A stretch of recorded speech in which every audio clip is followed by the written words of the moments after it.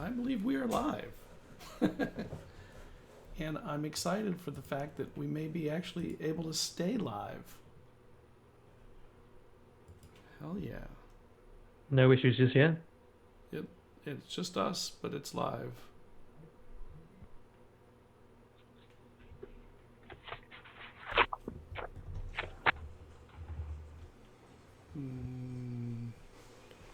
No, it's not quite live. Is it? Hold on. I can see it. Yeah. Okay, good.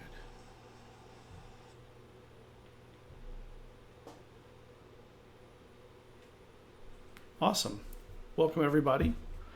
We apologize. It only took an hour and 45 minutes to work through the technical problems, but I think we did. I'm not going to say anything that will jinx that any beyond that. So I'm Scott Coventry. Welcome to ZealZaddy. We're going to do this tonight because there's really no time between now and Saturday to do this. So there was no way of pushing this off. We just have to do it. So we're going to go straight into letting the players talk about their characters and who they are, and then we'll get started right after that. So let's start with Meadow.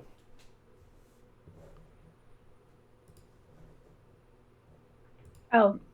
That would be you. Okay, well, do you want me talking about myself first? Do you want me talking about her? Yeah, okay. You and then her. Well, I'm Jazz. I'm in my mid-20s. I work as a preschool teacher. I grew up on Super Nintendo, Sega, in my own world and imagination. When I was in school, my favorite thing to do was either sports or acting. And outside of schooling, I kind of pursued hobbies like video games and reading and D&D. Got into D&D in my early 20s, and then I kind of stuck with it. And I met Scott through playing tabletop games, and he found out that I D&D'd, and then he kind of snatched me up, had me in another game of his, and now I'm back in this one because he thinks I'm smart. So I guess we'll prove him right or wrong in this game. I don't think you're smart. I know you're smart. Okay. He knows it. I can't trick him anymore. No. All right, let's hop over to Arian, who's playing Kienn. And I am blurry as all hell for some reason. That's on my end.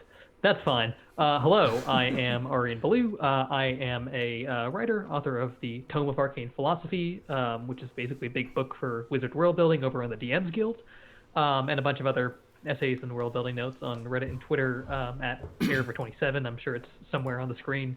I'm playing Kienn Vash, human man-at-arms, guiding the train of passengers over to the city of Phelan for the Festival of Mists, and the rest we'll get to know over the game. Just super excited to get started. Awesome. Me too. Oh, and we've got a few people showing up in the chat, which is great. So if you guys want to chat away. So we're gonna get started, and I know we're starting pretty late, but we can deal with that. I am gonna start this time with Meadow. We're gonna start with Meadow at home, and you're at home and you find one of your buttons on the floor.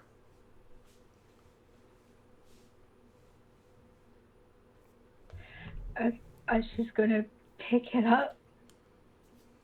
When you go to grab it, it sort of moves itself into your palm.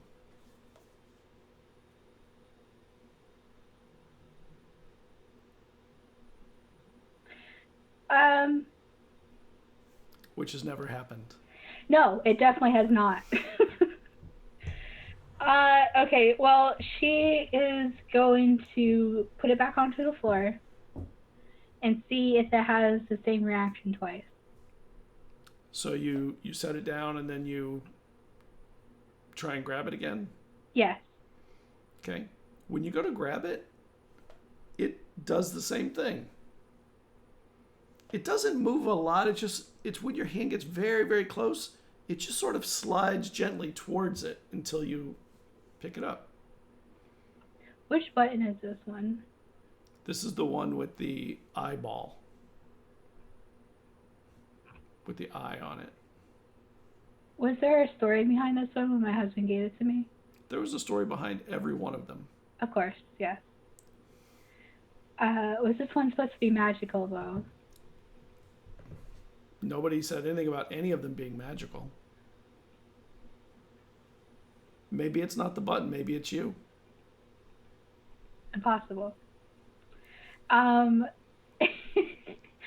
Okay, she's definitely going to be fiddling with this button as she goes about her daily routine.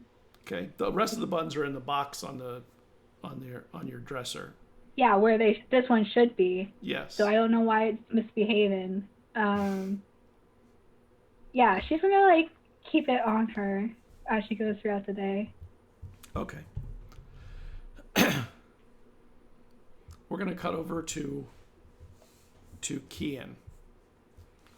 So, Kienn, you are in the most tropic kind of place you could be at the beginning of a D&D game. In the tavern. Hell yeah. In the town. The All right. tavern, by the way, is called Puck's Dream. Cool. And it is the only tavern in the town of any merit.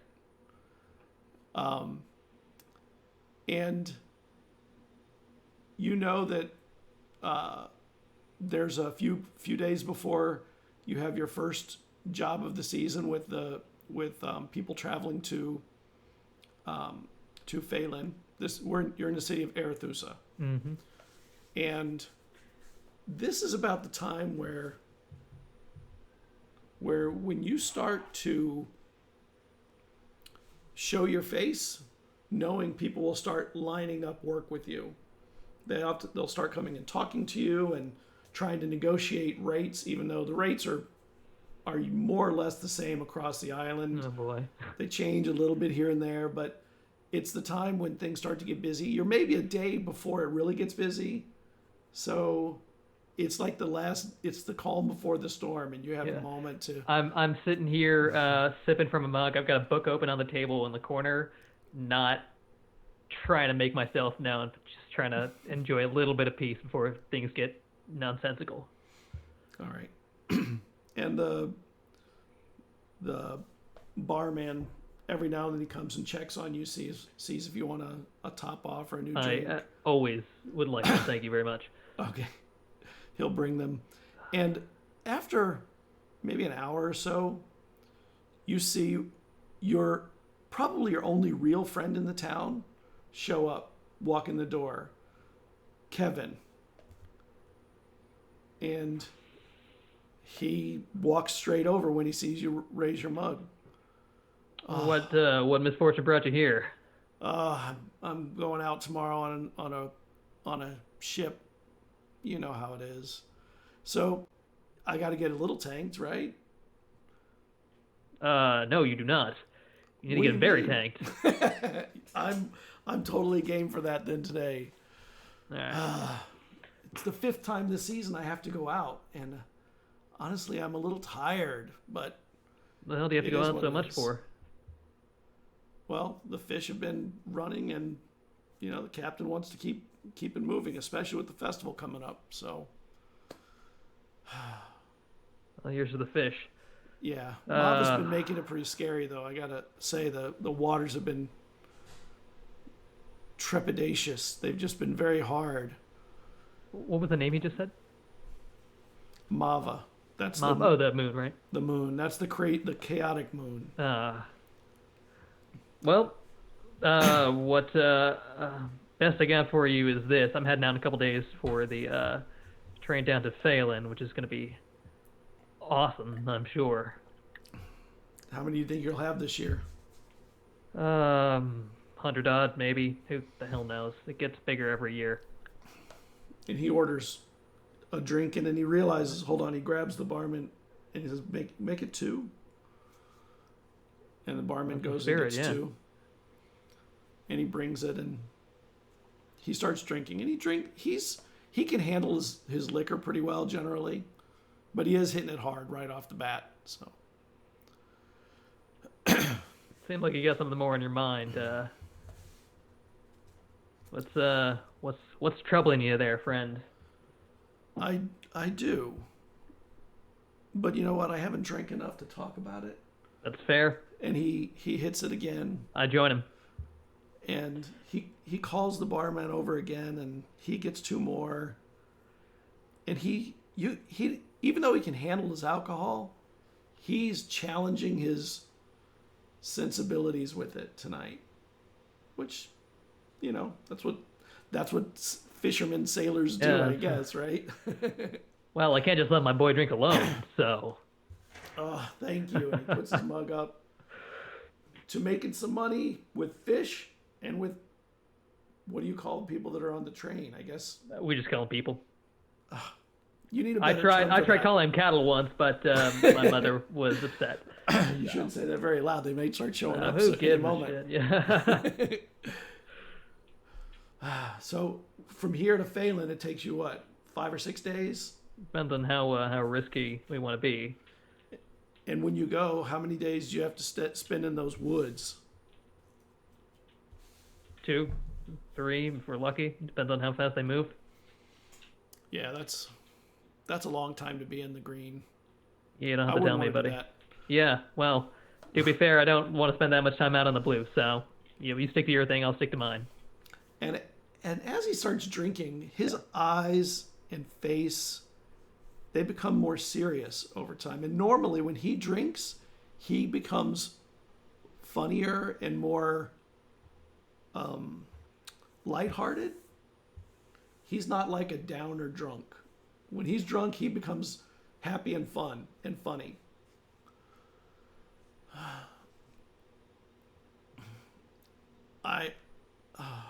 And he starts fiddling around in his pockets. I made you something. Oh, there it is. And he pulls what looks like a little money pouch out of his pocket. And it's funny because he only has one pocket, and he felt around for pockets several times in several places. That one you got is too small, but look, I want to show you something. And he lifts the pocket, the purse up, and you can tell he's got a little toasty going on because everything seems a little over the top or maybe over. He goes, look, and he opens it up and he goes, I'm going to put a coin in it. Hold on. And he puts a coin in it. He says, hold on. And he says, see if you can find the coin. And he hands the purse to you. I put my fingers in and grab for what I assume is a coin. And there's not a coin. Hold on. And he takes it back. You're going to love this. And he shows you the flap. And the actual place the coin goes is in the flap. And it slides into a secret compartment in the little bag. It says, nobody can pickpocket you like this. Everyone will think they're reaching into your purse and they'll get nothing, even though it's full of coin. Whoa. And he gives it to you. He's really good with his hands, by the way. He's quite a craftsman. All right. Thanks. It's a little bigger than the one you got, too. I think you're going to really appreciate the value of this. Sure. I mean, I'll never say no to pouch. Do you call it something? What, I don't, and then you look at it and you realize there's, on the strings, the ties, there looks like there's some ivory that's been carved into it. And you know that he does scrimshaw. Generally, he does it for his wife. But it's beautiful. It's got a picture of a train that goes across both of them and ends with you in the front of the train. Said, I normally I make these things for my wife, and there's always stories with them. In this one, there's not a story except your story. I thought you'd appreciate a way to keep your money safe, because I know that, you know, there's a lot of people around you all the time, and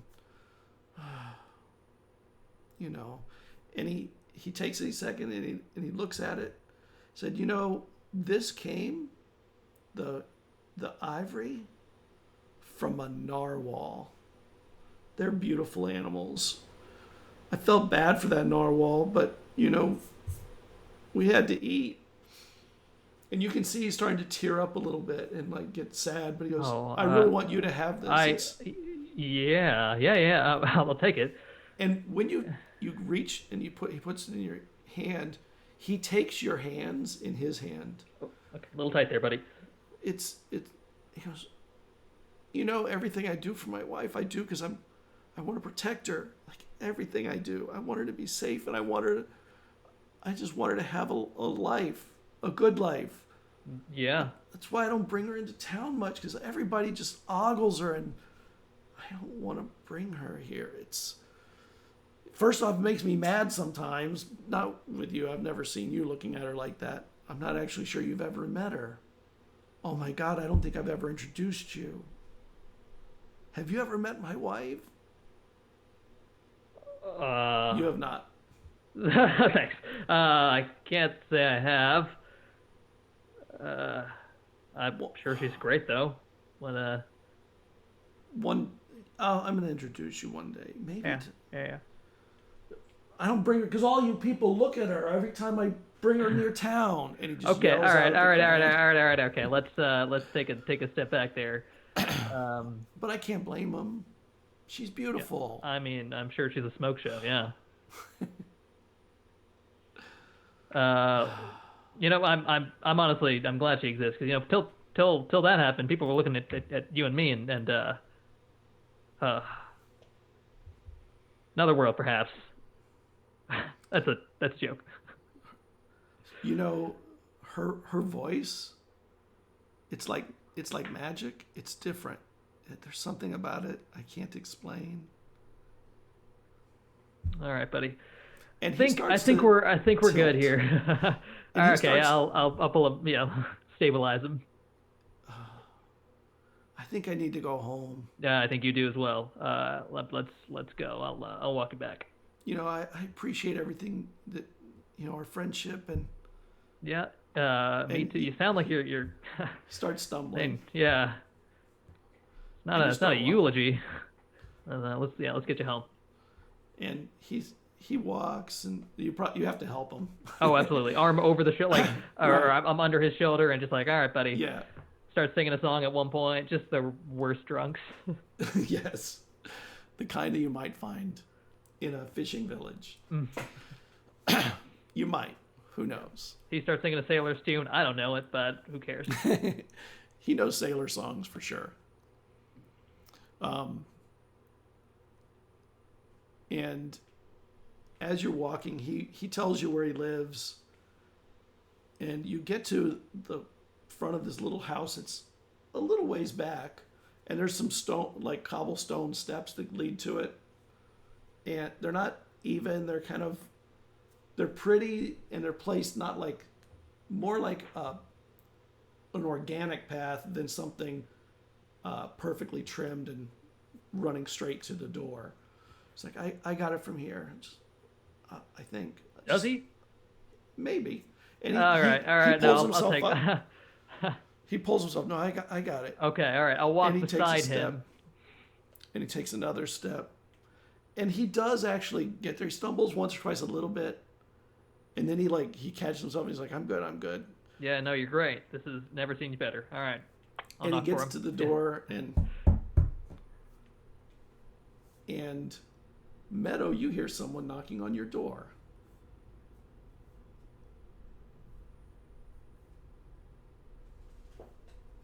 You're muted. What time is it? It's late at night, maybe midnight or. So I'm definitely coming to the door in my nightgown. I'm fairly sure it's Kevin coming home after drinking because I know he's going out to see tomorrow. Yeah. So I'm opening the door. I'm already exasperated. You hear the lock trying to open, but it's obviously someone drunk. You can hear on the doorknob the kind of clicking, clagging, turning, and nothing happening. And then you open the door. Kevin, hon, I told you time and time again not to come home this late. And he stumbles in. He goes, oh, "Thank you." Who do I see? And he points back at you, and he goes, "That's my friend Kevin. He drinks with me sometimes." No, you're Kevin. I mean, that's my friend Kienn. He drinks with me sometimes. He's a good person. He's a good person. Oh, You're a good Kienn, person. Yeah. For bringing home my troublesome husband. No problem. What does she look like? Who am I looking at right now? You want to describe yourself? So Meadow is 5 foot nothing. She has very luscious blonde hair that she clearly takes very good care of. She has amber eyes, and she looks like she weighs. She has a very slim build, I should say. But you see that like her clothes, although like what you would see normally in this area, they look like they have been decorated with embroidery and other stuff, like fancified, basically. Wow. I'm gonna be honest. I thought he was kidding. No. All right. Yeah. And he looks at her, and he looks you right in the eyes and goes, "If anything ever happens to me, he'll take good care of you." And then he sort of leans on you, and his weight pushes you back. Yeah. All right. Yes, Yeah. I'm sure he will, hon. Nothing's gonna happen to you though. I'll see you when I get back, Kienn.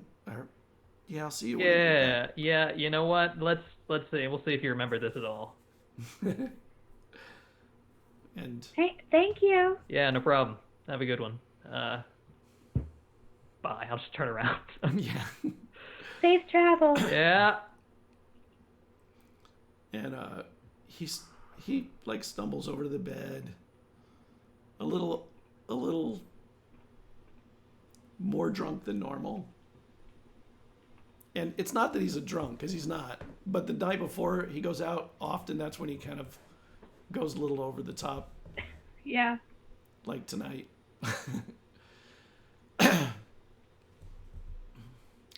And I made you another button. I think it's my prettiest one. And it's like, hold on, I can't find it. Where'd it go? And he's like looking for it, and he seems disturbed that he can't find it. Oh, there it is. And he pulls one out, and it looks like a tooth or something. And there's a rose carved in it, a little rose, but it's not. It is a button, but it's not a round button. It's got an elongated shape like a tooth would be. This flower I saw once near the woods, and my mother used to tell me that these would only grow once every 50 years. I don't know if that's true, but if it's the case, that means I was there on the day that a flower grew only one time in 50 years. And I thought you should see it, so I made it for you. And he's trying to stay awake, and he gives you the button. She takes it very gently. Thank you, sugar. And he grabbed your arm, and he goes, you have to promise me something. You have to promise. What is it? You're so beautiful. And you can't give away these buttons that I made you. Never, never, never. No matter what happens to me.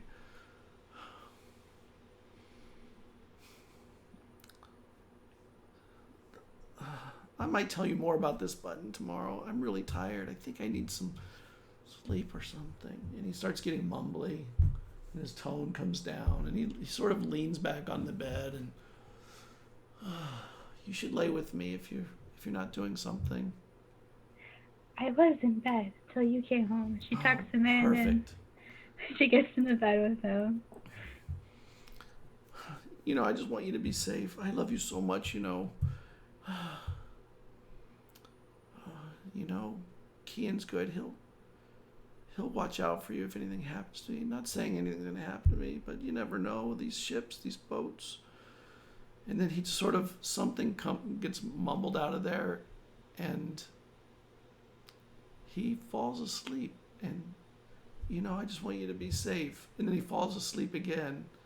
Like, I want you to have a happy life. And he falls asleep again, and he keeps trying to stay awake and keeps trying to talk to you. And then finally, he doesn't wake up again.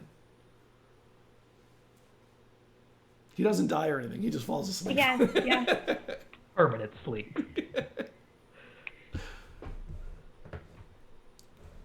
While he was doing this, because there's no way she could go to sleep with him mumbling to her every few minutes, she's definitely going to be having her new button, and she's going to be feeling it, and just, imagine, this type of flower in real life, and, thinking about, she's wondering what would make a flower grow only one time in 50 years. It has to be magic. And she's just she's starting to create a more expansive story in her mind about this flower, and then she kind of falls asleep with it in her hand, thinking about a cute little adventure to find a flower.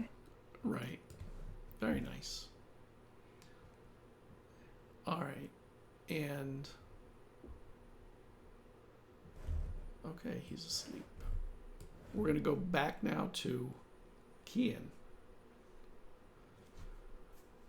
So Kienn, this is many years later, because that was a flashback to a previous year. Ah. It just felt very similar because you walk into Puck's dream, and you remember back to this day all those years ago. And it was a sad night because it was the last night you saw your friend. His ship disappeared after that and was never found again. And you can see that there are people in here already waiting for you. And that's disappointing in and of itself.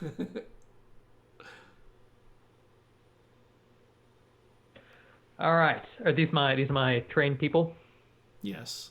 Okay. So before we do this, we got a couple of ground rules. All right. Rule number 1, you listen to me. All right. Rule number 2, you listen to me. No. Rule number 3 is you don't stray from the train. All right. You stick to it. Now there is a notable exception to rule number 3, and that is if you have a death wish. In that case, just let me know and I'll take care of it for you. People look very nervous. I've given the speech 100 times. Do not, you guys are signed up. I already have some. You can either take the train now or take it later. So he's not too worried about scaring people off. And you see that in the back there are a couple of men-at-arms you've hired in the past. Yeah. I've got a sort of crossbow strapped over my shoulder and kind of sitting at my hip. And on the other hip is this kind of metallic, weird handheld thing that looks like goat's foot.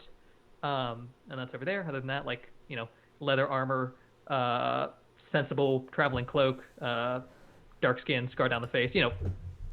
20s. Done this dozens of times at this point. Nice. All right. Any questions before we and we a whole head bunch out? of hands go up all over the place. God, great, excellent. So let's just get going then. And one thing that is the only way to time this right is to leave somewhere around midnight, and it's not that late. And that minimizes your time in the woods. Right. I go to the door, see that it is not quite dark outside, and turn back around, sigh to myself. All right. Fine. Who's got something worth asking? and you see a woman come up with like 8 kids. So the children will stay safe with us, right? They're not like in any more danger than anybody else. We're all going to be safe inside the train, right? Stick to the train. You'll be as safe as can be. You hear that, fellas? All right. Any of you stray, I can't guarantee you don't get eaten by something big. So. And you just realized when you were coming in that the train, like the carts and all that, it feels like they were a lot more than normal for this time of year, for any time of year, but definitely just from this town, it's just a lot more than normal. All right. Well, money's money. It is, but it might affect how many men-at-arms you need. Yeah. So it's good to count and know. Yep. So I'll go and confer with them. I'll sort of deal with whatever standard business there is dealing with the train. All right. So you talk to the men-at-arms. They come here this time of year knowing that you're going to be leaving, and they always are here on this night, and because they know they're going to make good money too. And they said, well, it looks like you're going to have probably 150 people. So and you see there's 2 of them, and they're like, but my brother here, he could be a third. It looks like you're going to need a third this year. Fine. What's your name? Mine is Coke. Coke. Can you shoot? I can shoot a bow, not a crossbow like that. That's fine. Is he human or is he elfish? He's a half elf. Yeah. So that'll do. As long as you stick to him. Don't let any of the kids stray out into the woods. You got any tracking skills, foraging, anything worthwhile other than shooting at things? Yeah, I can track a little bit. I'm also good at night. I can see. Perfect, because these guys are useless at that. You've just been promoted. All right. Thank you. Yeah, whatever. This is my first time, Yeah, so don't screw it up, is what I'm saying. Pat him on the shoulder. The other 2 chuckle at they realize that he's about to be hazed in some way. This will be a break-in moment.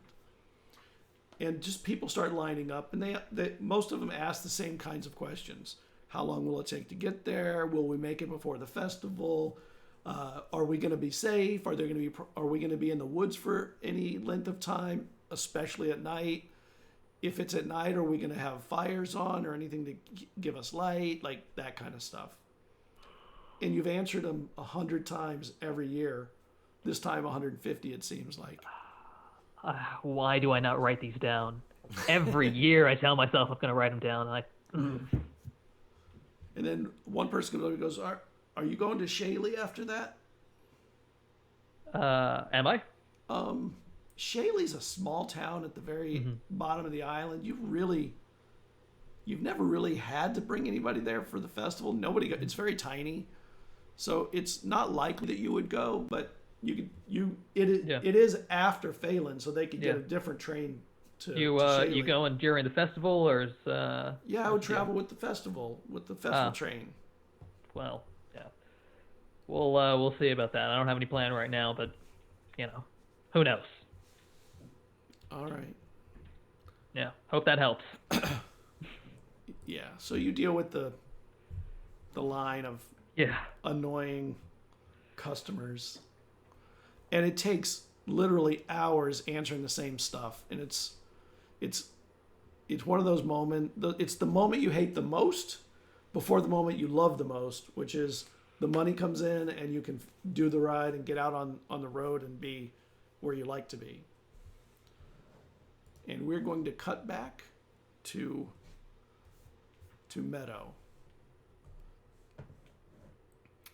So you Meadow, you dip your head under the waves while you're swimming, and you see a little horned sea turtle floating in front of you, like on the surface, bobbing on the wave.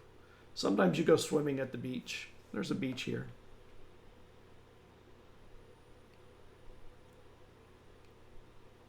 And then the waves roll over and the sea turtle kind of bobs again. And then when it comes down, you see that another one's floating right next to it, and there's two of them floating on the waves, just kind of, which is a really nice thing. You can see that they're babies, so there must have been a hatchery or something where they hatched recently. They're no bigger than the palm of your hand. They're tiny.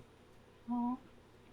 I'm just gonna be like floating next to him because I know better than to disturb like wildlife routines, and I'm just gonna be like observing them. I want to pet them so bad, but I know I really shouldn't. And then the waves keep rolling, and then not more than a few minutes later, a big wave comes, and at the back of the wave, when it comes over, you realize there's about 10 more turtles all floating with you. Kind of in this, they're just building up here, and you can tell they're working their way to try and get out from the beach or out from the shore. But it's their first time probably experiencing real waves that are just crashing and rolling over. She knows they don't understand, but she's going to be like, "You can do it, little ones. I believe in you." And they start to swim under the water and try and get their flippers going well. And then they start swimming away from each other. And then you see a sea lion come up and snatch one in front of you. And its eyes look at you as it goes past with one of the turtles in its mouth and goes darting past you. And the turtles at that moment just start swimming and scurrying as fast as they can possibly go.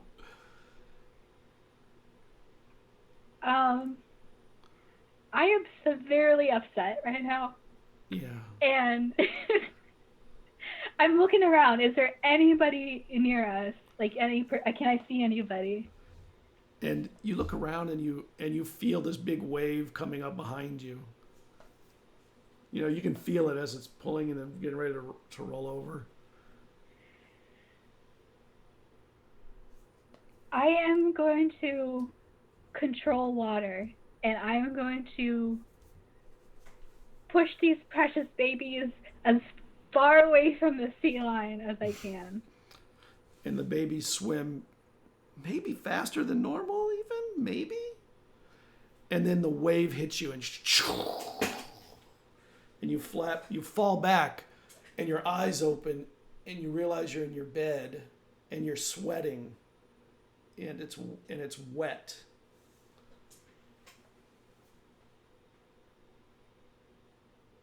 I'm looking around. I'm just trying to see why I'm wet right now. You're wet from sweat.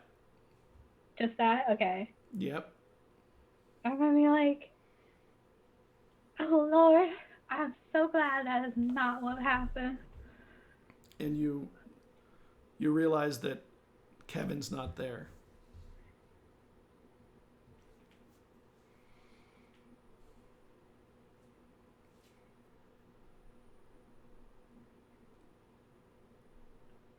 And she kind of looks down to Archer, and who's obviously at the foot of her bed, like looking at her. She goes, this is still years back. Oh, it's years back. Oh. Yeah. Nope, we went backwards. We went back. And there's a candle that is flickering on the bureau. Oh. Which one thing you appreciate is he liked bringing you not only trinkets but things like a bureau. No, not many people have an actual bureau. And you do. And there's a candle flickering on it. It's very low at this point. Did I light that, or? No, not that you remember. I mean, last night Kevin fell asleep drunk before going out to the boat this morning. And what time is it? You can see the light starting to break through the window. That may have been what started to wake you up. And as you move a little, you realize that the sweat isn't your sweat. It's not my sweat. No.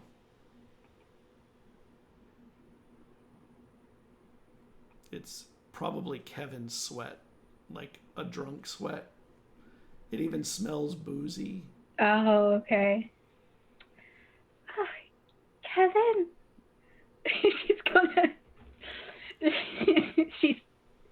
She's a little miffed that she woke up to this. This is why she doesn't like him getting drunk. So she's her first thing is she's gonna go take a morning bath to wash off her husband's sweat. When you get up, you see that by the candle there's a letter. There's paper there's a parchment that was pulled out and a quill that was used. She's gonna open it and read it. And it says, I had to get to the boat. They planned on leaving earlier than usual, thanks to Mava. I didn't want to wake you. You seem to be having such a pleasant dream.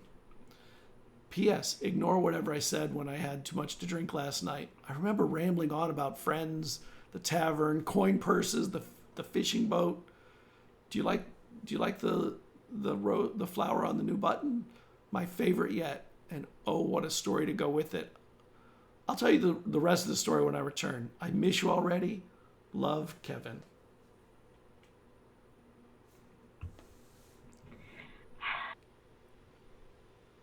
This is why I can't be mad at you. And she wiggles the letter in the air, like, and she gently folds it and puts it with all the other letters he's ever written her. And you probably have a little box or something to put them in, like a little letter box. Little letter box. And then she goes and takes a bath because she still doesn't want to wake up these buddies. And you take your bath and enjoy a moment of solace. And then we're going to cut back over to Kienn. All right. Kienn, you're hearing all these secret things about Meadow. Including her dreams of turtles. I'll be mad at you that you had a baby turtle be eaten in front of Meadow. So by the end of the night, you count up the coin and you're like looking at the guards. You pulled in a total of about 145 gold pieces. And you know that for 3 men-at-arms, you're going to probably lose 30 of those. So you know you'll. It is, yeah. Yeah, it is what it is.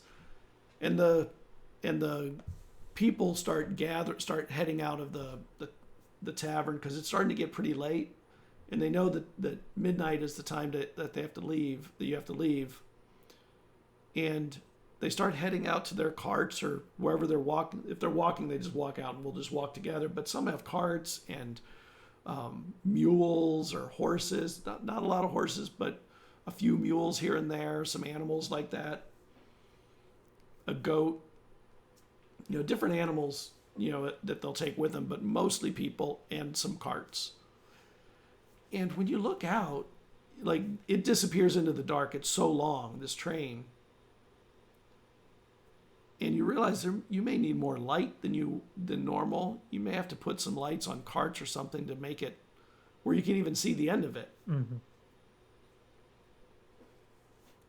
All right. I mean, I'll do what I got to do. If we need torches, we need something. Put them on the carts. If the others are elves, half elves, they've got a little bit better, easier going than I do. Yeah. Some of the carts they don't really use torches so much. They use oil lanterns. Sure, yeah, they use whale oil.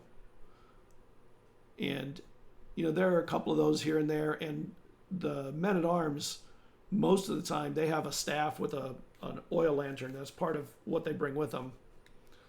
And the oil lantern, as long as they have enough oil on one of the carts, which they all come with oil, and you just use some of the oil from them. You pay them a few coin here or there. Mm-hmm. And they know that they can get reimbursed for some of their costs by carrying oil. So a lot of them carry oil, hoping that you buy from them so they can reduce their travel costs. It's a give and take.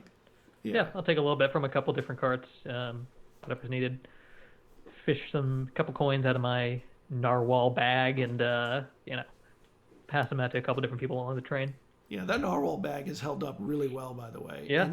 And since you got it, you've made more money than usual almost every year. It's gone up a little bit. And you can attribute it probably to things like your expertise and becoming a more experienced... Oh, yeah, skill and talent, obviously. Scout. But, you know, maybe it's a little bit of a good luck charm. Who knows? I look at it. No, it's a skill and talent. All right, let's keep going. Right. Probably is the skill and talent. Yeah.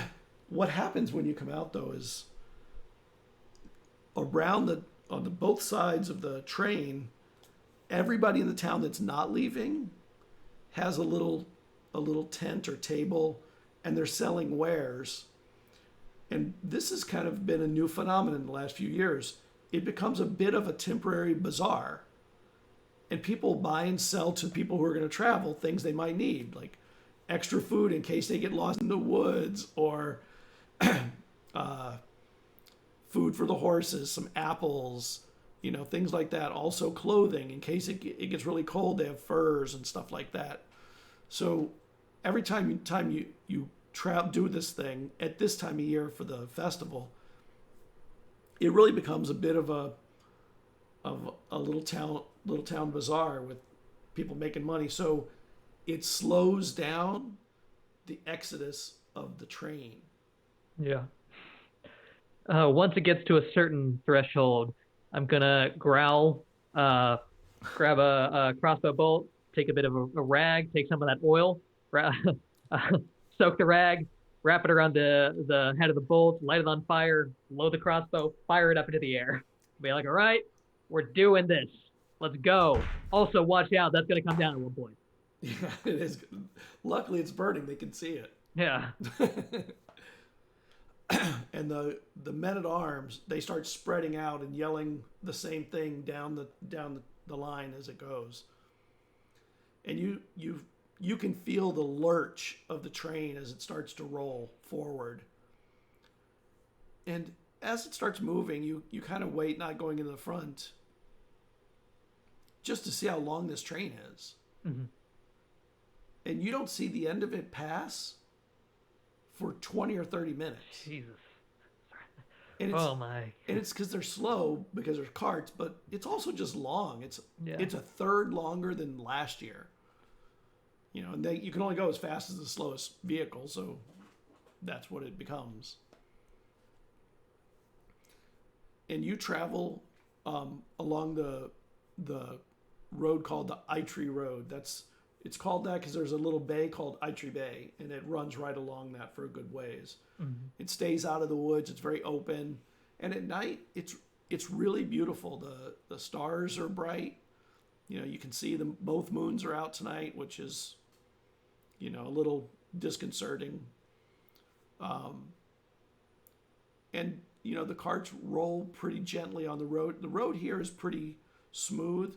The road in the woods, you know, the woods kind of try and overtake roads all the time. So it takes a lot of effort to keep the road maintained. But luckily, up near Phelan, which is where the forest is, they spend a lot of time maintaining. A lot of other places around the island do not. And it's nasty, gnarly woods right up to the gates sometimes. Not to the gate, to the edge of town. One of the guards comes up and he goes, "You got a lot of stragglers on this train today. I think we're going to have to get some people at the back and just kind of prod them hard because they are not moving at the speed they should be going." Yeah, I'll look up from again. He's got like a thin little book that he's just reading as, I guess, you know, on and off, I guess, as I'm watching, but there's only so much I can do at night. All right, well,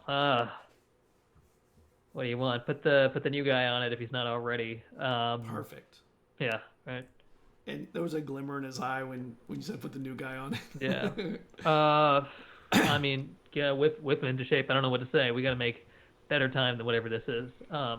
Put him in, you know, if there's a bunch of stragglers and there's free space in the cart, throw him in there. There is some free space. Yeah. The carts are decent size.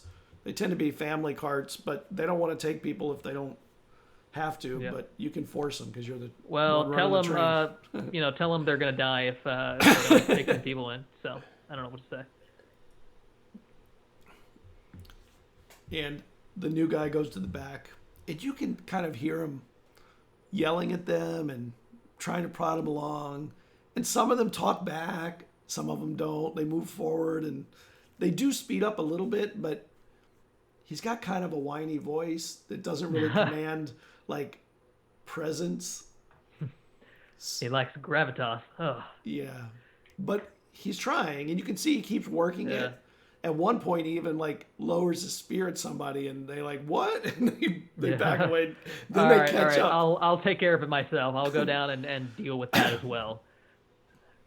And as you're getting close, he's like, "They're moving now. They're moving now." Yeah, they're moving now. Get the hell out of here. What? What? Don't. Okay, all right. Little tip when doing business is you don't sort of point your weapons at the clients. Oh, I just want him to go a little faster. No, I know, I do too, and I very much appreciate the sentiment. But I mean, come on, man. Oh, okay. Like what kind of crazy thing would happen if I start waving this crossbow around everywhere? Right? People would freak out. I'm sorry. You're right. Yeah. I didn't think about that, but I won't do it again. Yeah, it's fine. All right. Scout out ahead a little bit. 50 odd feet. Just make sure things are all right on the road. Yeah, you get out, and you travel for a good 2 or 3 days, and there's really no encounters. You're along the coast. It's pretty. There's no bad weather hardly. In the morning, there's some fog. The mists roll in every morning at this time of year anyway. Sometimes they roll in a little bit late in the afternoon, but after 3 days, you've caught up. You've brought the time better, and then the road splits. It goes through the woods, or it veers off to follow the coastline. The coastline route adds a day. This route saves a day, but it leaves you in the woods for one night and almost a second night. And we're already late, right? You're running a little late. You could go either way, and maybe you would. Yeah. You would definitely make it one way. You might make it the other way. All right. Well, it seems like 150 people are, sitting ducks in the woodlands. So in the absence, unless there's, strong public sentiment toward going through the forest path or something along that lines, all things being equal, I'll go along the coast. Okay. So you're gonna use the coast. All right. I'm sorry if there are forest encounters because I want to see them, but. No, I'm good either way. I left it as a choice so you can make the choice. And you tell people we're going to veer around, and you hear grumbling from half the people. Yeah. And for sure, in your head, you would have heard grumbling from the other half if you went the other way. This is why I hate people. This is why I don't go into politics. This is... All right. Yeah, we'll keep going unless you start heading that way. Yeah. So we're gonna cut across to Meadow for a little bit. Give me a second. So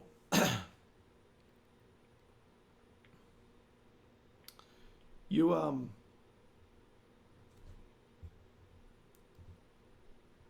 wait weeks waiting for the boat to arrive. And there's this storm one night that is just raging. You can feel the house move almost. It's so powerful of a push on the side. Like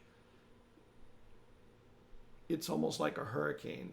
And you can feel everything. The water's coming in the windows, and you're closing them, and they bust open every now and then, and the sheets or the bedding gets thrown around. Your boxes get pushed around onto the floor. It just becomes a mess trying to keep the storm outside of your house. And you hear a knock.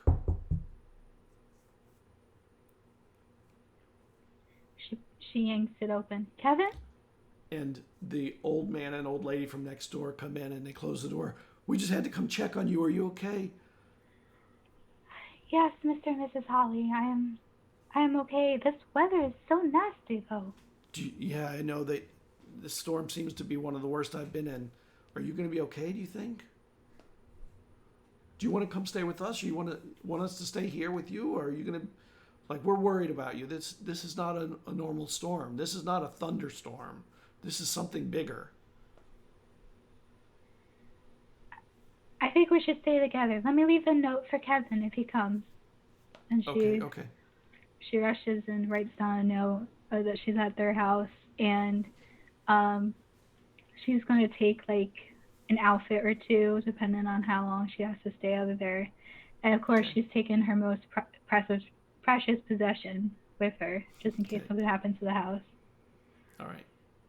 And all of you, like, they wrap you up with some furs, and you head over to their house. Their house is built into the side of an embankment a little bit, so it's stronger than your house.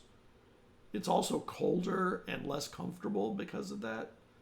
It brings in the cold from the ground itself, and it doesn't have the warmth of yours, but they do have a fire going, which is nice, as well as it can. But the wind rolls in from the bottom, and sometimes the fire can't stay on for very long.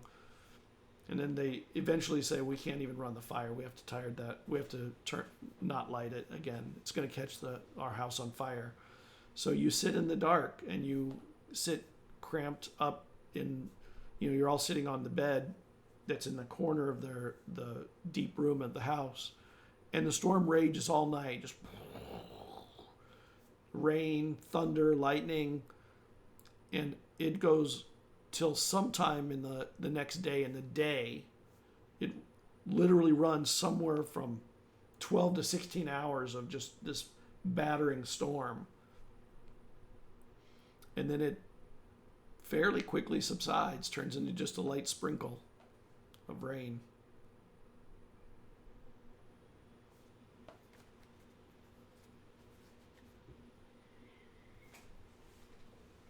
I am going to go out and check the garden.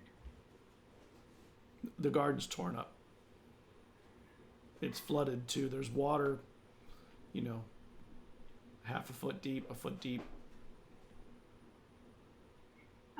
There are trees knocked over. Your house is not knocked over, though. Yeah, I'm going to check and see if anything happened to it. Just inspect it. It's leaking right now. The roof has some holes. Part of the roof was torn away, but the house held up on its own. The window, forgot what they're called. Window blinds are torn off of their hinges, but the integrity of the house is there, but everything is wet. And floating in the water, you see, the water's not very deep in your house because you're up on a little bit of a rise, but there is a little bit of water, and the letter you'd left is just floating on the surface of the water there.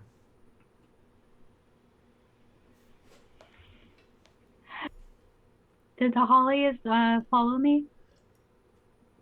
They did, and they're standing outside. Oh my. Oh, we're gonna have to do a little bit of work on this. Yeah, we will. So I have to stay at your house for a little longer. I'm glad you came. Oh. We'll figure out what to do here.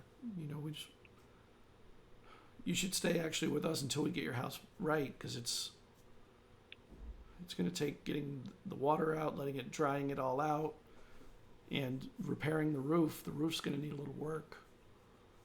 And Mr. Holly goes, I can fix that. That won't take that long. It's not that bad.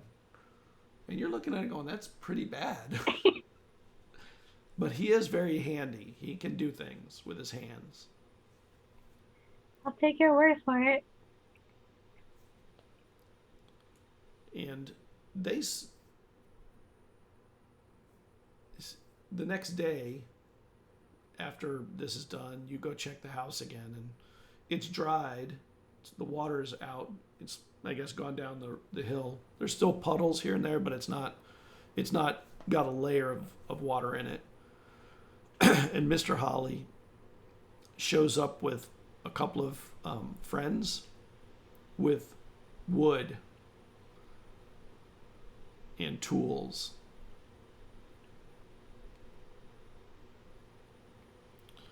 So let's get started, I guess, right? You may not want to be here while we're working on it. It can be dangerous. There's tools and, you could get hurt. Okay, I'll be outside repairing the garden. And they start working on the roof. And while they're working on it, after a few hours, you see a man come up to the edge of the walkway. He's wearing gray pants and a gray vest and a coat. He's got long hair. Mrs. Snowfire? Yes, that's me. How can I help you today? And he walks in, and he's very solemn. Can we speak somewhere for a moment?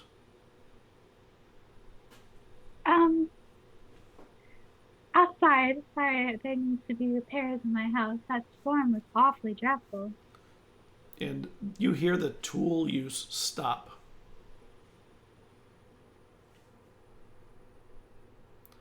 And Mr. Holly and the people there are looking back at you and this person. It's been 30 days, Miss Snowfire. And he looks sad at you and he goes, after 1/3 of season, we declare a fishing boat lost.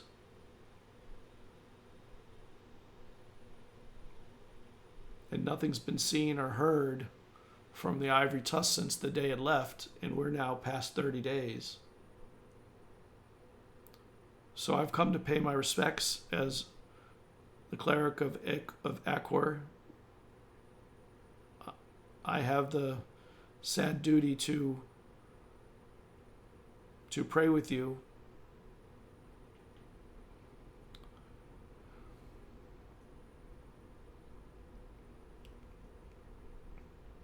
I need to pay respects to a fisherman.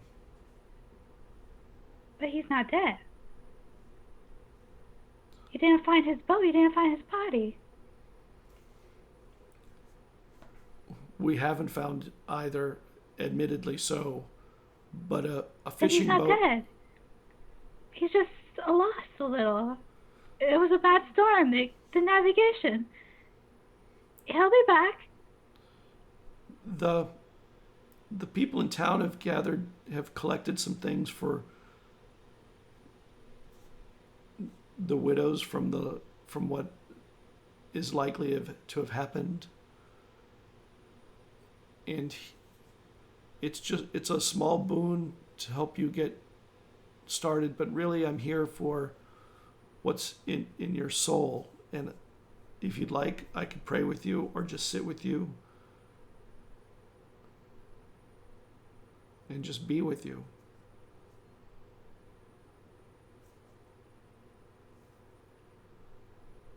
And he hands you a cloth that's in his hand.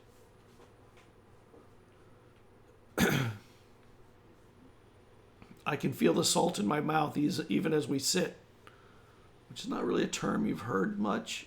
It's sort of a term that means that you're feeling sympathy for someone.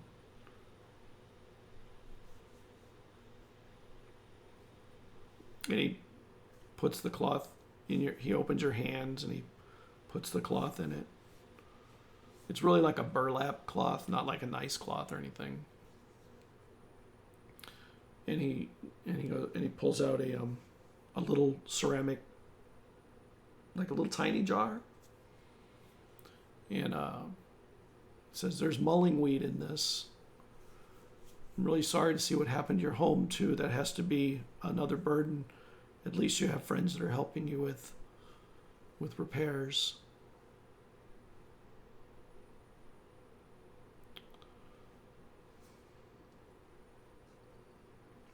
And he kind of bows his head and he starts praying, like outwardly praying, and hoping for his return, hoping that they're all wrong, but acknowledging that if he went with the sea, he went where he was supposed to be, as someone of the sea, that he went down in the ocean.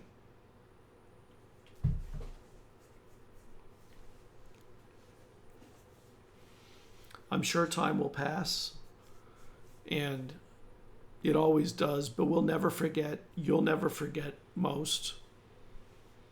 How are you for food and firewood, the necessities?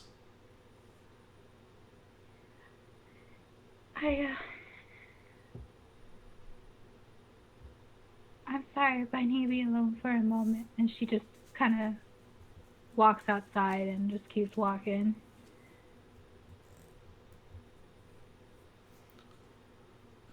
He doesn't go anywhere. He stays and he prays. He keeps an eye on you periodically.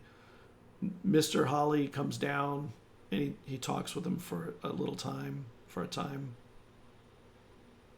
And Mr. Holly leaves and goes home for a little bit. And then soon after, Mrs. Holly and Mr. Holly are back. He still has not left. He's standing in the same place. You can hear him under his breath praying and hoping that you'll be taken care of. And Mrs. Holly comes, and she like wraps you in herself. She holds you and gives you comfort in a way that the other people seemed a little uncomfortable with.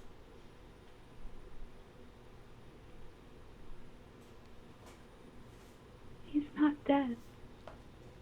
I know. He may return someday. But we do have to start acknowledging that we have to do things to make sure that if he doesn't return, that we can make sure that you do well.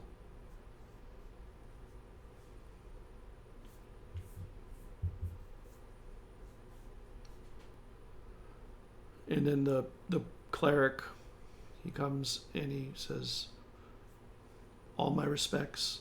I hope that the boon does you well.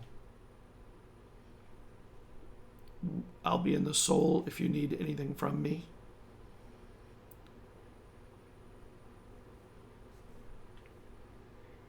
It's very nice to meet you. I wish it had happened under better circumstances. And you can tell he's been crying, and he goes, I would stay longer, but I have other families to visit. I thank you for being the one to come tell me. And after a moment, he leaves. And Mrs. Holly takes you into her house, and if you go, whatever you want to do, she doesn't force you anywhere. And just tries to stay with you and console you. And most sailors, fishermen, particularly wives or husbands if they're out, at some point they get something like this in their family, and it's a terrible thing, but not unheard of.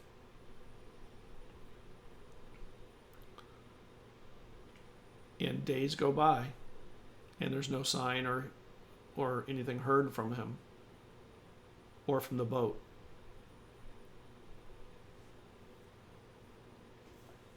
She definitely waits every day for a certain amount of time for him by the ocean, trying to see if his boat comes back.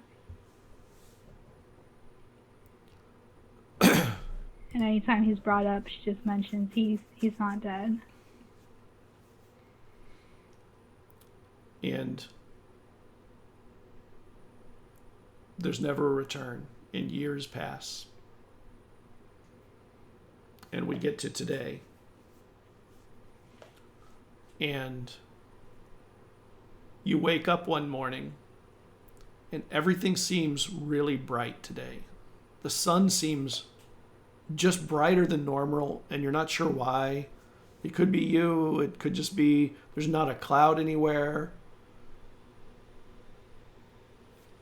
And your bag is packed after you made your decision that you were going to head out on your own. You'd packed it the night before, and maybe the sun is shining on you because it's your day.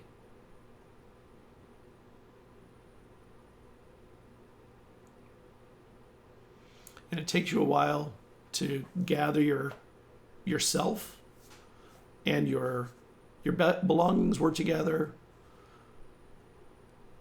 Mrs. Holly comes by. I haven't seen you in quite a spell, but I see you have your travel bag ready. You all right? Yes, I think I'm doing the right thing. I think I'm doing what Kevin would have wanted me to do. I don't know about that, but it's what you want to do. And I think Kevin would want that. If you're going to catch the train, though, it's going to be you're going to probably miss it. You need to get heading out soon. So you may have to catch it from behind. So Mr. Holly is going to travel with you if you don't mind. I would love that. And you travel you get to town and you realize the train, it's past midnight, it's late at night, and the train is already gone. But it's very easy to follow a train of 150 people. The trail is fresh and messy and muddy, but you can catch. It'll just take you time. You can move pretty quick. You're young. Mr. Holly's not so young, but You find an arrow buried in the ground. there is an arrow buried in the ground. Is there a crossbow arrow? Yes. Yeah, technically a bolt. A bolt, yes. She picks it up. That's an interesting sign. It can mean something. Yeah. And he's like, well, we'll get you there. Hopefully we'll catch up to the train before they hit the woods, because if it hits the woods, you may miss the festival, which I know you're looking forward to going to in Phelan. It's like nothing you've ever seen. I'm so excited. Kevin used to tell me stories. You know, there's the person who runs the train. He's a scout. His name is Kienn, I think. And he's very experienced. He knows what he's doing out here. I feel like I've heard that name before. Well, I mean, he's famous around here. Everybody knows Kienn. But of course, you never traveled out. Where's your dog? And your dog's he's just running around.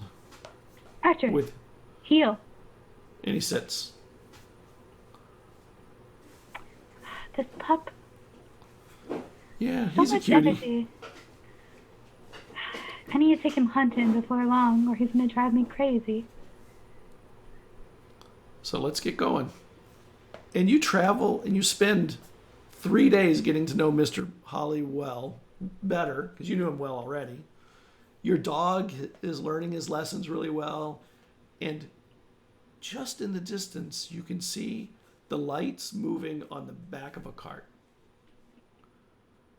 And Mr. Holly goes, let's pick up the pace. That'll be the train. That'll be the train. I'm so excited, but I'm nervous as well. Kienn, one of the men-at-arms comes up.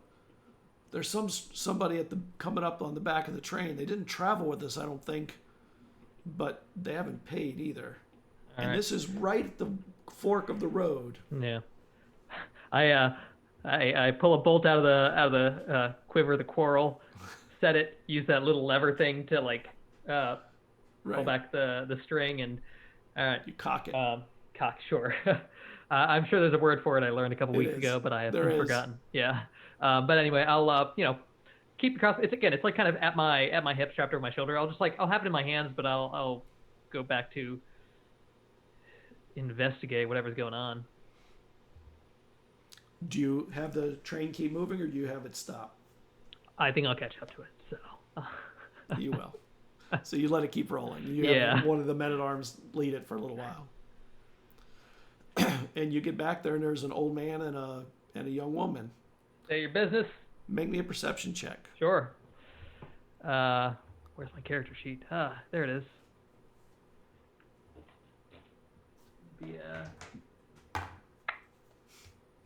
Yeah. 16. The old man you've never seen, but the girl looks oddly familiar.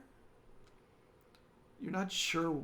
You know, like, you see a face and you like, I've seen that face somewhere, but I don't remember where or know where. Sure. And you see this guy coming back, Meadow, with a crossbow in his hand, and Mr. Holly like puts his arm out in front of you, like an old man driving a car, puts his hand in front of his spouse, and he like stops you. Like, state your business. We're just trying to catch up. She needs to get to Phelan, and we missed the train. All right. You guys, you got a name? I'm Mr. Holly. This is Meadow. I am Meadow Snowfire. Make me an intelligence. I feel like I'm smart enough to figure this out. Yeah, you would know that. I know my buddy's last name. Yeah, you know that. And then, of course, then her face looks familiar for the right reason. All right, I'll drop the crossbow. All right, both of you can come with me. And I'm not going to wait for him. I'll just go back to the train. And they catch up with you. Thank you. You know, I wish we'd call you before you left, but we knew that if we move quickly, we could catch you before you hit the woods. And you're not going in the woods. Even better. And make me a perception check, Meadow. As you get closer to this person, who's acting kind of weird around you now, he looks a little familiar to you. That's a 5. Yeah, it's a familiarity, but which is odd because you've seen almost nobody in town almost your whole life. Mm-hmm. So there, in and of itself, seeing somebody that looks familiar is weird. All right. I can't place them. I don't know. Okay. Remind me the gold cost, Scott, for being on the train. Yeah, it is. Hold on. I have it. It's 5 gold per day per adult. Yep, there you go. All right. Yeah, whatever the standard fare is, you got 5 gold apiece. Mr. Holly goes, I have enough. I'll take care of this for you, Meadow. And he pulls out his coin, and you can see he's counting out in copper, like enough. It's like, okay. Buddy, you're killing me. All right. and he piles up. Jeez. All right. Call it a gold. Call it a gold and copper, and I will take a reasonable amount of copper so as not to screw a man over. Flip open the money pouch on my hip, which has got the ivory lining and whatnot. Open it and put some coins in. Meadow, make me a perception check. Roll good.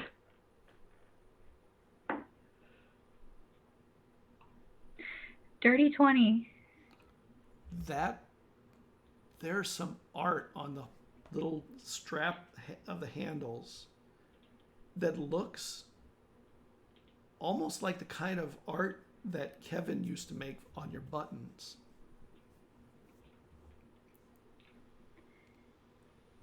Could I see a closer look at that, sir? No, it's fine. All right, yeah, sure. I'll hold it up. And she gets really close to look at it. I believe that's my husband's work. Do you know Kevin? Yeah, I did, and we actually met once. We did. Yeah. When? Years ago. He came home drunk. And And now you remember him. Yeah. He was the one who was standing at the end. Kienn. Yeah. Anyway, then he died. So, not a great story, as those go. And you're not a great storyteller at the moment either. And he died. Yeah. I apologize. I got a job to do. No, I understand. Yeah.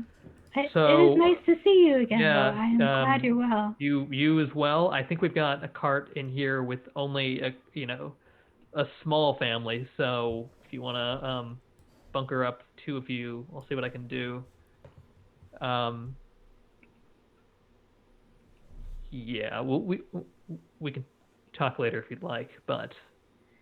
Oh, I would so much like to know more of the adventures you've had. Kevin's told me stories. Well, you're about to see about the extent of it, so buckle up. I can't wait. All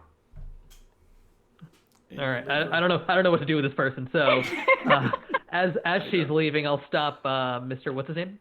Holly. Mr. Holly. I'll put a hand on his shoulder and just slip him back his coins. Keep it. It's fine. Oh no, we pay our fares. No, this is long. This is long overdue. This one's on me. And he looks at you with eyes of thankfulness. Yeah. And he puts it back in his pouch. Yeah. And you realize when he puts it in his pouch that it's the only thing that filled his pouch. There was no nothing left in it. You ever been to the festival, Mr. Holly? Only the one at Arethusa. All right, you are in for a trip. Let's go. And he starts walking with the train. You have about 2 to 3 days of travel that you need to do along the coastal road. Mm-hmm. So you start your walk, and the train moves at a reasonable pace. You figure you're at the pace they're going, you think you'll make it by the festival. You think. As I tell people with confidence. Right. All right. Yeah. Eventually, once there's a little bit of time, we stop for sleeping out in the out of the woods. I will begrudgingly come to wherever we set up Meadow. Okay. There's a little bit of a wind tonight. It's a little chilly. You can feel the it's not chilly. You can feel the cold coming because winter is about to arrive, and you know that this is the kind of cold that comes with a winter. Right. All right. Yeah. I'll unsling the crossbow and step into the car. Listen, would you mind giving us the room? I say to the family. They, yes, Yeah. of course, and they walk away, paying just deferential respect to you. They Wow. say, thank you, yes, and they leave. You're respected, Yeah. and feared.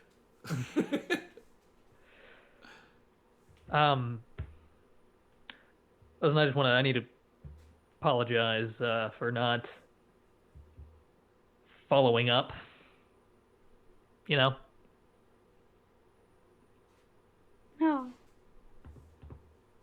I don't know. What do you mean? Oh, stupid. Right, though he's drunk on your doorstep, he said, oh yeah, Kienn's gonna take care of you, like I suddenly became your godfather. So I don't know, he's crazy when he's drunk. But, seems like he's okay in the couple of years since, yeah, I mean, it's that, what brings you to Phelan? I'm going to have my own story.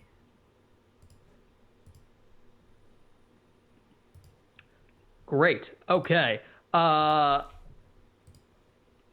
sorry, was that too cryptic for you? Well, most definitely. But your business is your business. I thought you knew how much Kevin loves stories. I did. You did know that. He left himself a good story. Just usually the story has some description to it. Well, mine's just begun. There's nothing to add to it. Okay, well, that great. Although I would like to say, today Meadow met a certain young man named Kienn after many years of not knowing him. And once again, they got reunited by the bond of friendship through her husband. And I think that's pretty wonderful. Don't you?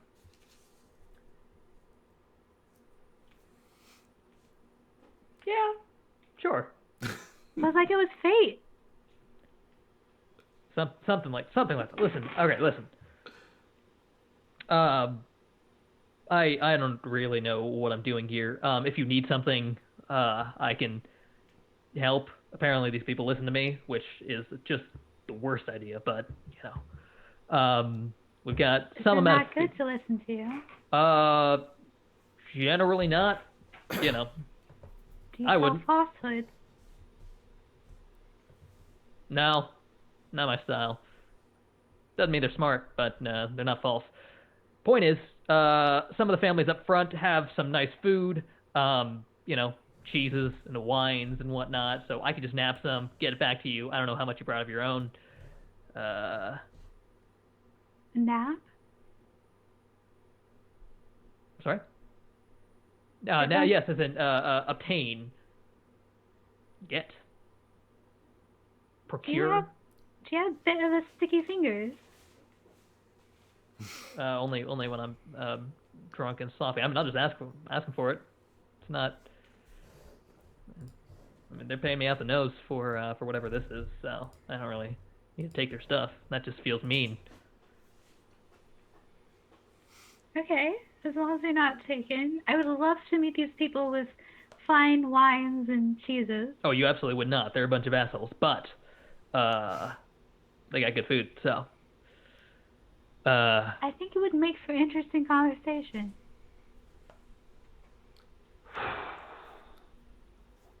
Sure. I've yet to meet many rude people. Oh. I should get some You're gonna love practice. Phelan.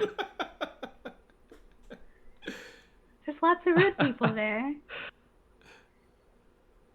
Oh yeah. It's like I made a joke, and then she took it seriously, and now it's like, huh. Yeah. It's like using sarcasm to someone who's never heard sarcasm. Okay, She has not. Right. All right. This is clearly. You know what? I'll show you to him. You can introduce yourself. Know what it's like. How does that sound? Goody, practice. Goody. Practice. Either way, sir. Yeah. And you hear a commotion somewhere up on the train. You hear people like their voices raising. Shit. And, Duty calls. and you realize there's a snow starting to just come down a little bit. Snow. Yep. Probably not great for making time. Someone's gonna be mad we're late. But you know what this means? It's winter. Snow angels. Yeah. They're so much fun. I love them. Okay. Sure. Yeah. Do you want to do that now? Are you gonna wait? It has to snow first, silly. Yeah. Yep. That's me being silly. Okay. How about we go outside? You can meet some of the folks up front. They got a whole family, wines and cheeses, and honestly, I could use a drink right now. So. Mr. Kienn, Yes, Miss. you're repeating yourself. Yeah, I am. You're okay.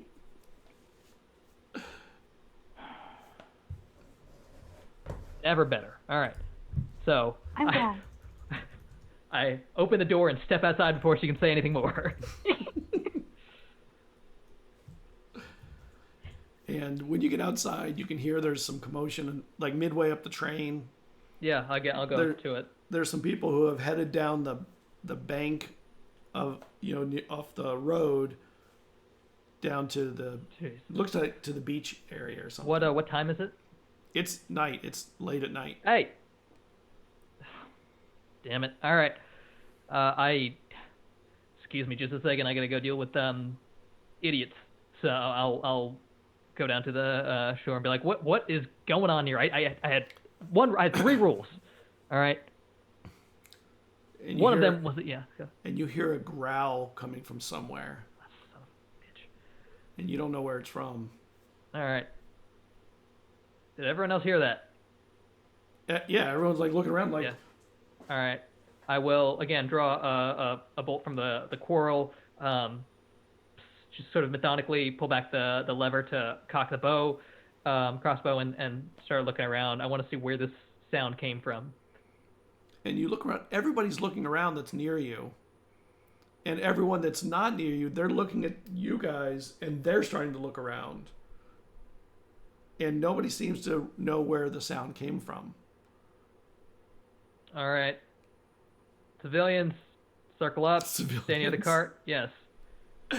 That's the politest term I could come up with for them. You're with me. We are. You stay with them. You want to check out what this is? Let's fan out a little bit. Stay close to the light. Stay in sight lines, and see what in the hell is going on here. Okay. And some of the children start screaming, like they're afraid. Not at anything, but just in general. Yeah. And their parents try and shush them and tell them to get quiet, and the screaming happens, and people out on the beach are like looking for something, and they're like, we heard something from down here. Okay, I'll go down there. And you go down there, and it's not just a long embankment. It's a little steep, but it's not very long. Mm-hmm. So it's easy to kind of get down, and it's just a beach. The embankment just runs along the beach, and there's water. And you hear a growl again, but it sounds a little further away. And then you hear the sounds of panic up on the top again. All right. I will, do I see what's going on, or I will get as close as I can to see what is going on right now? Yeah, you climb up the bank, and you see some people running the opposite direction from the beach. Trying to get away from whatever was on the beach side, if there was something there. So, am I just being ping-ponged right now? By whatever this is? It seems like if you were a hunter, you might try and cause a panic one way or another. Sure. And get people to, and you know that animals will do that. They'll try and get a crowd to panic and get a straggler kind of thing. I will yell out to stay tight. And what do I have at my disposal? Somebody get a torch. I want to, again, I just like, I want to stay close to the people and see the men at arms are starting to corral people to the center. Yeah. Is anyone hurt? Nobody's hurt. Okay. Well, just wait till we all get back to the train, then we'll see. And everybody's looking, their eyes are wide and panicky. Meadow, you feel this fear in people, and you've never really felt afraid of something like that, like in your life. Nothing really fearful, and you can sense their palpable this moment of terror in them. And then you hear this, and you know that there are wolves in the forest, but you're not in the forest. So you'd think you'd be able to see something if it was coming out onto the grasslands. It is dark, but some people here have night vision and can see, and they don't see anything. Where's Mr. Holly? He's probably near you, trying to get you. Call him. We should gather with the rest to the center. Get the children. And he starts gathering children and starts helping try and get them to the center too. Yeah. She's helping him with that, and she's telling Archer to heal by her. Archer's peaked. Yeah. He's not healing. You can see him. Is Archer a boy or a girl? I don't know. He's a boy. A boy. His head and his ears are darting from side to side, and he's coming near to you, but it's like he knows there's something. He doesn't know where it is.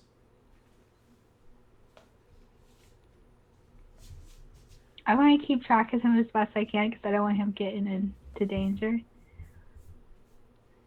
But I'm going to keep trying to have him follow me. Until something happens, my fellas are just focused on corralling the people into one place. Yeah, that's all they're doing. Right, yeah. Yeah. And matter of fact, they're starting to, some of them are wrapping the carts into a circle. Yeah, perfect. As much as they can. They're like, there's nobody to drive them, so they're getting you up there to strong people. Mm-hmm. Drive the cart, make a circle, and they start forcing a circle to help secure the encampment even better. All right. If something out there is intelligent, come out, surrender yourselves, and maybe we won't kill you. If you're unintelligent, I'd appreciate it if you did the same thing. And one of the people says, "You're not going to kill me," he says to somebody near you. "What the hell are you doing? We're in the middle of something's going to attack us." I'm not talking to you. Sorry, I'm talking to the beast out there. Yeah. And he's not talking to you. He's talking to somebody else. What? Yeah. "How dare you try and say you're going to kill me? We're all in this together." And this person's looking at him with kind of scary eyes, sort of the eyes of someone who's crazed. And then his eyes just kind of come down, and he's like, "I don't know what happened. I'm sorry. And his hands go up. And then from another area, you hear a woman go, "I got to get out of here. I'm too afraid. Inside, there's something in here. I don't know what it is." And she runs out from the carts. Oh, I'll run after her. Okay. And when you get to her, she's like, What? She's like, "You stay close." "Wait, what happened? What happened?" And you hear a scream from somewhere in the group. Jeez. And a person runs the other side. Okay. And then another one runs out. There's like two of them. You can just see there's panic in some way. Okay. What? Yeah. Can I see what's happening to them? What? So they're getting this. People are getting this weird sensation, and they're almost compelled to do something, and it's being passed around. Yes. Okay. Well, I don't suppose anyone knows how to stop magic. Where's my brother? Where's my brother? And there's a person there looking around, trying to, just like searching through everybody, trying to find her brother. All right, everybody get inside. Do I see where this person went? Maybe a perception check? Sure. It's gonna be a 9. No, there's you can't see any tracks or anything because there's just so much activity here anyway. Okay. And it's dark. There's somebody over there. And they're pointing to a little tuft of trees. I'll fire one out for good measure to the tuft of trees. Okay. And then reload. "What are you doing? Why are you firing at me?" And there's my brother. It's my brother. And she starts running out to him. Okay. Everybody get inside the carts. Something weird's going on here, but it looks like there's nothing physical going on.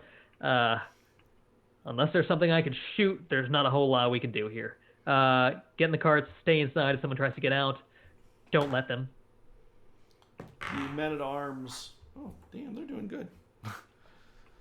They're doing a really good job of keeping them corralled. Even the young one is doing well. Wow, good for him. Just keeping them piled in there. All right, let's get this train moving.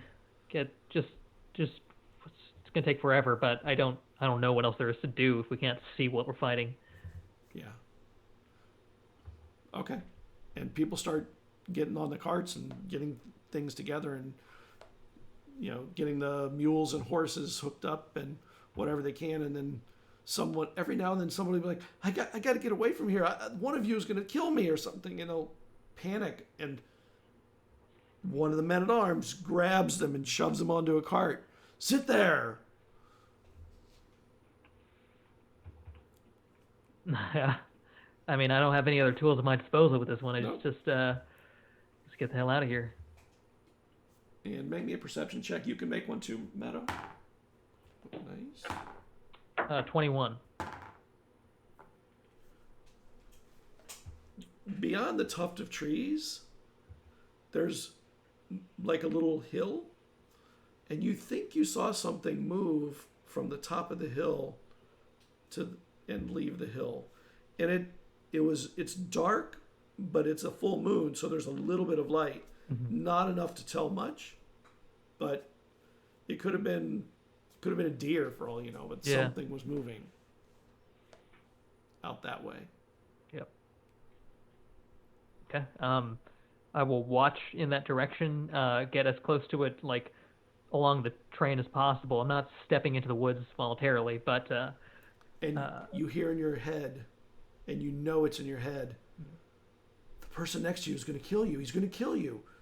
And you start thinking, am I thinking that? And you know you're not. Mm-hmm. I will look around. Not sure if I see anybody. There's a person next to you. No, okay. Hey, you're not going to kill me, are you? No, you're perfect. Protecting us. All right, let us, whatever this is, knock it the hell off. Yeah.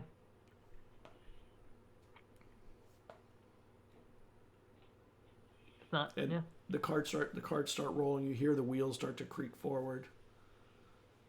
Everyone starts to move. After half an hour, the panic settles. It dissipates. People, all the lanterns that you have are lit. Every single one, everywhere. Every cart that has a lantern, it's lit tonight. And your dog Meadow is running along, keeping an eye to the back. A nervous eye to the back. And you get through the evening, and don't seem to have lost anybody. Sure. Yeah. Which is good. Mr. Holly, what do you think that was back there?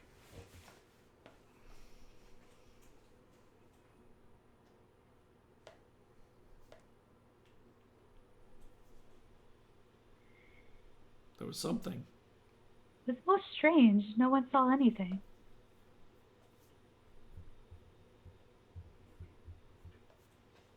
You know that in the woods sometimes people's minds get distorted and they panic in ways, but it's pretty rare on outside the woods.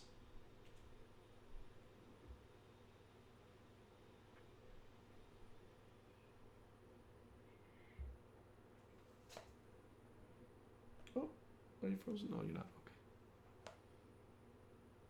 Okay. Were you able to hear her? She called to Mr. Holly. Oh, I'm sorry. I thought she was talking to you. He's like, oh yeah, I don't know what happened. I don't travel that much. Sorry, I was thinking that she was talking to you, Kienn. I was like, did he freeze? No, it was me that froze. I don't travel much, and this is exactly why. It's dangerous out here. But no one got hurt. This time, people do get hurt, Maybe the forest was just being mischievous. The forest? The forest is way out there to the east. But I heard wolves. You did? Yeah, didn't you? No. I heard things, but not a wolf.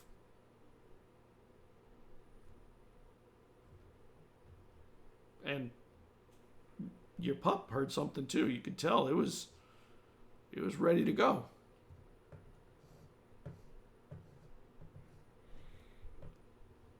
Interesting. And she's gonna write this down. And the snow starts to come a little bit harder. Not hard, but a little bit harder. And actually, you realize that by traveling the rest of the night, you might have made the time needed also to get there on time. Which, I mean, that's a boon. Horses and mules will be exhausted when you arrive, but you'll probably make it. But you're now a few hours away from town. Realize you're going to make it early enough that people will catch the festival. Oh. Yeah. Which is, hey, that's good. You'll catch the festival. Yay.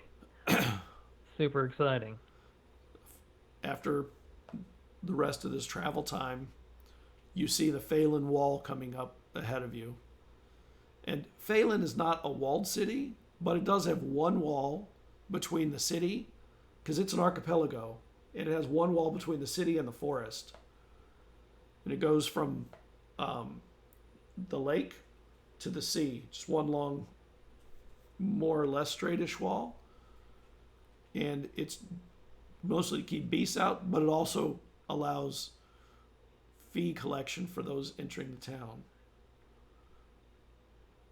at this time of the year. And as you arrive, you know that you have to go greet the guards to let them know your count and everything. Yeah. I do so. How are you, Kienn? Yep. It's Forba. He's a guardsman here. You've met him several times, many times. Wow, you got a big one tonight. Yeah, you don't have to tell me. And boy, the city is full too. You and your men at arms, you can head in when you want. The rest of them, I gotta hit them up for their money. So happy you're here, though. Festival's gonna be amazing. Yeah, me too. I'm gonna grab a couple more that are with me. That's it. Grab what? A couple more that are with me. Okay. So that makes 5 of us in total. 6. Okay. All right. Yeah, I will go back and pick up Meadow and Mr. Holly. Okay. Well, yeah, and those guys, yeah. Well, they can do what they want. You know, if they want to pay, they can pay. No, the guards, they go in for free. No, I know. I'm just saying, I don't go specifically to pick them up. If they don't know the procedure, yeah, that's their problem. Yeah, they know it. The young one may not. Yeah. You learn. Yep. All right. You wanted to see something new? Well, I'm about to show you the epicenter of decadence. Let's say. Welcome to Phelan. I will lead them into the city. And the carts, after you head in, you see your guards are up there, your men-at-arms, and the other ones pass through, and the young one is paying. It's 2 copper to get it. It's 2 copper to get in. It's not a lot. Well, call that an idiot tax. Exactly, that's what it was. They go in, and you head in, and then you know, one of the guards says, all right. And then the guards that are at the wall, they start going down and collecting the fees for everybody. And you leave them behind. You're on your way in. Her dog follows you. There's a fog starting to roll in, which this time of day is pretty typical. The snow is starting to fall.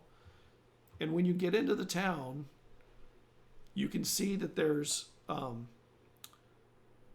know this from coming many times, but there's this huge, massive stone in the middle of the circle, the town center. And around it, they wrap these ribbons that come out to these posts, and they wrap them almost to make like a big top. But out of really thin ribbons, just thousands of ribbons wrap it. And it becomes this beautiful kind of mosaic of stripes and color. And there are clerics planting in the ground, hammering into the ground these posts that they put lanterns on during the festival. You've seen them many times.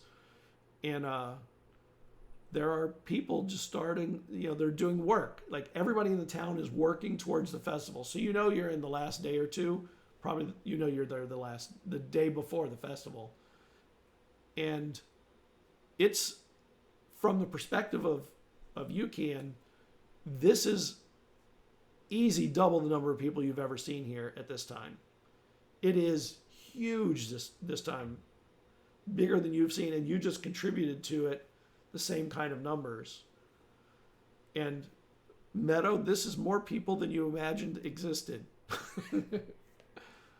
Oh my Lord. And the tent is beautiful. There's handmade crafts under the tent. You can see they're starting to it turns into a bazaar where they're selling food and wine and drink and little handmade things.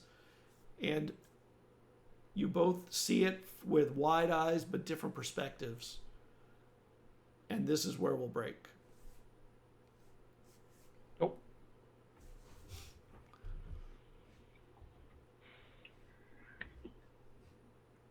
I'm so glad nobody died.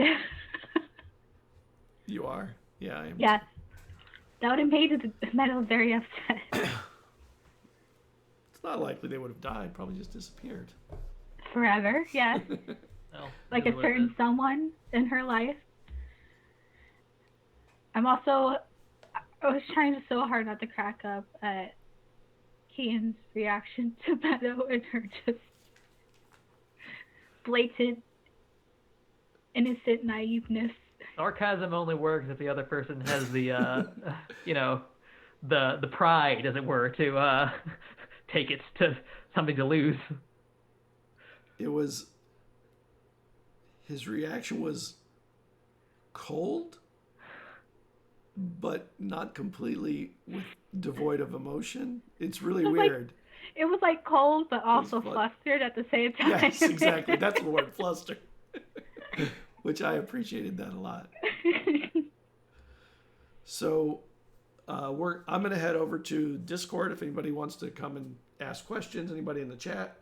I hope you enjoyed the night. I'm sorry it took us an hour and 30 minutes to even get started. Hour and 45 minutes. But the technical problems seem to have gotten resolved. It was much better tonight. The stream rolled well. It looks like we had good audio, good video throughout, so I'm really happy about that. And we got 2 more people to the site of the Festival of Mists. Thank you, everybody. We will talk to you later. Have a good night. Night. But